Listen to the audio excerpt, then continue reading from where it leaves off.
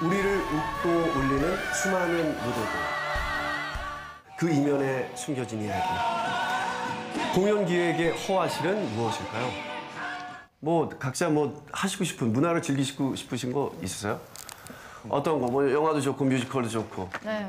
웬만한 유명한 작품들은 다 본 것 같아요. 제 동생이 또 뮤지컬 연극 배우여가지고. 오, 그래요? 네. 이름이 어떻게 되죠, 실례지만? 전지원이라고 유명하진 않아서 아마 모르실 텐데. 네. 오, 전지원. 잠 써놔야 되겠다. 아 왜요? 아, 유명해지실 수 왜 있잖아요, 써놓는 전지원 씨. 거예요? 한 끗 차이 나요? 전지현 씨랑은? 그렇죠. 제가 전지혜고. 전지원. 이지혜 전지혜? 그렇죠. 제가 다 이유가 있어서 여기 앉은 거라니까요. 이쪽은 다 지혜가 앉는 거예요? 지혜? 네, 여기 지혜가 필요한 자리입니다. 근데 이쪽은 그거 아세요? 여기 옆에서 계속 막 쓰고 계시잖아요. 막 볼펜 딸깍딸깍거리면서. 이 사람도 하는 거 없어요. 보면 의학적인 뭐 정보를 쓰시나 했는데 맨날 별 그리고 있어요. 사실 그 박사님이신데 심리적으로 불안하신 것 같아요. 지금 내쯤에서. 굉장히 방어적이고. 공연이라는 게 우리가 가기 전까지는 좋은지 잘 몰라요. 근데 가서 진짜 현장에서 딱 들어보면 굉장히 좋다는 걸 많이 느끼거든요. 영화랑 다르죠? 달라요. 최근에 레베카 봤는데 육주현 씨가 거의 뭐 무대를 씹어먹더라고요.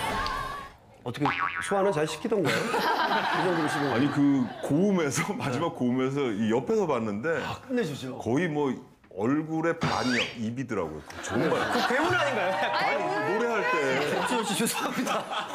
아니 너무 소름이 돋게 노래를 잘하시는 거예요. 그렇죠. 너무너무 잘하죠.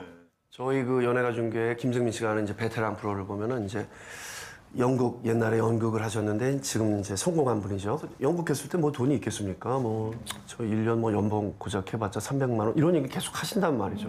지원 씨는 그 동생분 업계를 어떻게 뭐 언니한테 어떻게 얘기를 하나요? 항상 힘들다고 죽는 소리하고 앓는 소리 하죠. 근데 저희가 보기에는 막 TV 손전도 하고 네. 뮤지컬이 뭐 이렇게 길 가다 보면은 전광판에 정말 크게 그 근데 정도. 뭐 아시겠지만 정말 1년에 또 수천 편이 나와요. 근데 그 중에서 우리가 보는 광고로 확인할 수 있는 유명한 작품은 손에 꼽을 정도니까 나머지 작품들은 거의 뭐 적자라고 보시면 되는 거죠. 근데 그 요즘에 그 공연계에서 좀 안 좋은 소식들이 있었어요. 그렇죠. 그 김수로 프로젝트 굉장히 유명한 프로젝트였죠. 그래서 사실 그 기획 나왔을 때 굉장히 참신했어요. 참신하고 너무 좋지 않았어요? 예, 저런 것도 성공할 수 있구나. 다들 성공 사례라고 생각하고 있었는데 김수로 프로젝트로 알려진 공연기획 제작사 최진 대표가 어제 오후 숨진 채 발견됐습니다. 자살을 선택한 이유가 뭐예요? 그러니까 결국 경영난 때문에 뭐 그렇게 됐다고 얘기를 하시더라고요. 김수로 프로젝트는 계속 진행형이잖아요. 계속 진행하고 있는 상황에서 이건 안 됐습니다. 뭐 적자가 났습니다. 이렇게 표현할 수는 없는 거잖아요. 잘 되고 있습니다라고 계속 해야 또 다음 투자도 받아서 움직일 수 있는. 파이 자체가 굉장히 적은 상태에서 계속 투자만 들어가다 보니까 그 안에서 경영난이 있을 수밖에 없고 그 사람들이 결국에는 우울증을 앓다가 자살을 하고 이런 식이 계속 반복될 수 있겠다는 생각이 들었어요. 전의 매진, 만석 이러면 이게 수익 구조상 돈을 벌어야 되는 거 아닙니까? 근데 그게 실제로 돈을 쓰고 일반 관객이 돈을 내고 들어온 만석인지 아니면 뭐 홍보를 위해서 아니면 뭐 관계자들 뭐 위한 뭐 이런 여러 가지 있잖아요. 초대권이 이런 거 있잖아요. 이제 그런 식으로 만석이 되는 건지는 우리가 살펴봐야 되는 부분이죠. 전석 매진이라고 기사를 쓰는 경우는 거의 보도자료일 경우가 많고요. 정말로 우리가 가서 봤는데 만석이라고 만석을 쓰는 경우는 거의 없어요. 그러니까 보도자료로 보면 되고 초창기에 그거가 홍보의 일환으로 사용되다 보니까 사실 그런 공짜 초대권 표가 많았단 말이에요. 근데 이게 좀 최근에 좀 약간 규모가 작아질 수밖에 없었던 게 김영란법이 되면서부터 그러니까 기자도 기자지만 우리 말고도 그런 관계사들에게 서로 이제 제공하는 그런 게 있단 말이에요. 티켓들이 무료 티켓이 있었는데 이제는 그것까지 다 걸리니까 이제는 좀 더 이제 실질적인 관계 이거는 어떤 식으로 봤을 때는 좋은 긍정적인 부분인 게 맞아요. 근데 어쨌건 만석은 없어진 거죠. 그렇게 되면. 그리고 뭐 메르스라든지 뭐 세월호라든지 또 촛불시위까지 한 3년 최근 3년 동안 너무 국민 정서가 너무 메말랐던 것도 좀 큰 영향이 있었던 것 같다는 생각이 들어요.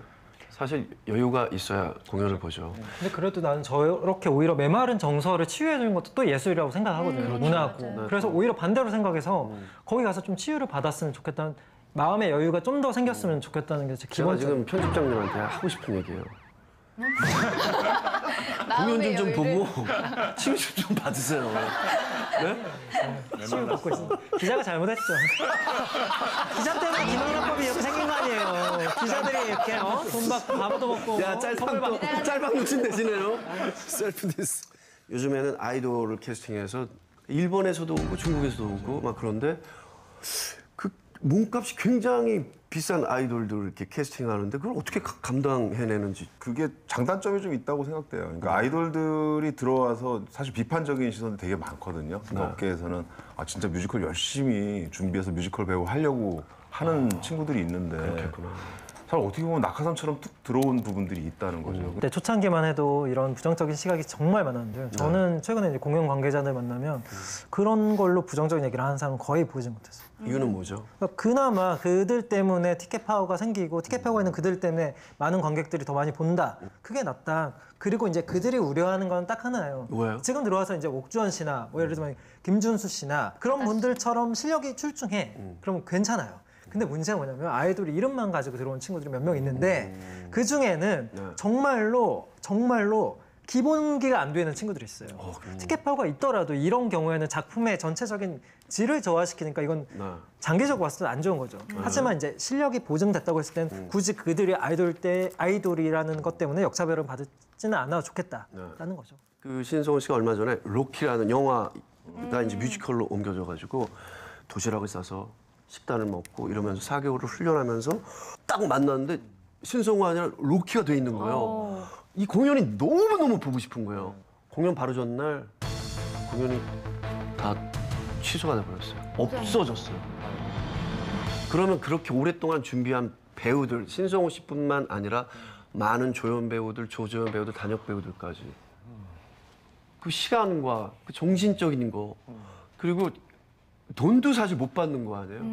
이 작품 외에도 저는 이 출연료 미지급 이게 보도가 안 돼서 그렇지 정말 만연합니다. 최근에 이제 나왔던 공연들 몇 개도 그런 사태가 있었어요. 이게 피라미드 구조인데 주연급이나 이제 위에 분들은 지급이 돼요. 근데 아래쪽은 지급이 안 된 거예요. 아, 저 이 얘기 많이 들었어요. 이게 공연이 되고 있는 와중이었는데 너무 돈을 못 받은 거예요, 다들. 그래서 보이콧을 계획하고 정말 안 서려고까지 해서 결국에는 몇 명 더 받고 다시 공연을 올리고 어깨가 너무 좁아요. 좁아서 정말로 그런 보이콧이나 이런 게 보도되면 그들이 오히려 피해를 입어요. 다음 작품에 못 네. 들어가는. 얘는 보이콧을 했던 애야 라고 돼버리니까 큰 목소리도 못 내고 보도도 안 되는 거예요. 모두가 좀 행복할 수 있는 어떤 구조적인 것들이 좀 나왔으면 좋겠다라는 생각을 하거든요. 제일 큰 건 결국 관객이 많아지는 거. 이게 제일 큰 거거든요. 그러니까 저변이 넓어지면 사실 문제가 없어요. 근데 그러기 위해서 우리가 공연이라는 걸 좀 달리 볼 필요가 있어요. 어떻게 뭐 공연은 아시겠지만 이 그 교육적인 면도 되게 강해요. 그래서 요즘 이제 감성 교육이나 뭐 이런 거 되게 많이 얘기 나오잖아요. 무대에서 직접 나오면서 하는 것들을 바로 접해서 보는 거는 정말 리액션이 느껴지거든요. 특히 아이들 같은 경우에는 굉장히 많은 것들을 체득하는 부분들이 있을 거예요. 치유를 받고 그렇잖아요. 실제로 정신과에서 연극 치료가 있죠. 그러니까. 예, 연극을 보게 하고 또 연극을 하게 하는 게 굉장히 치료적인 효과가 있거든요. 참여하면서. 정서를 표현하는 그런 것들에 대해서 배우고 누가 정서를 어떻게 느끼는지를 배울 수 있죠. 그렇다면 진정한 무대를 위해서 지금 가장 필요한 것은 무엇일까요? 그것에 대해서 여러분들의 의견을 써주시면 좋겠습니다. 오늘 심야 식당은 여기까지입니다. 감사합니다.